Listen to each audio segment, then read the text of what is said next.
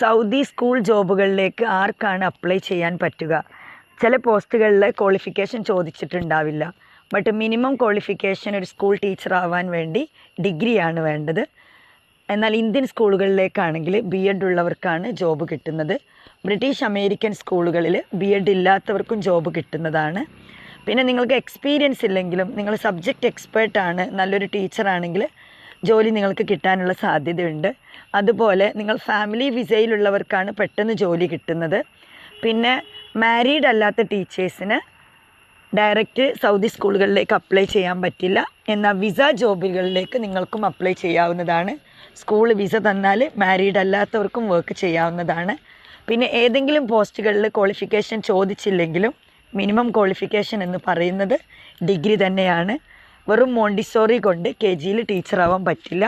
സ്കൂളുകളിലെ ഏത് പോസ്റ്റുകളിലേക്കും ഡിഗ്രി നിർബന്ധമാണ്.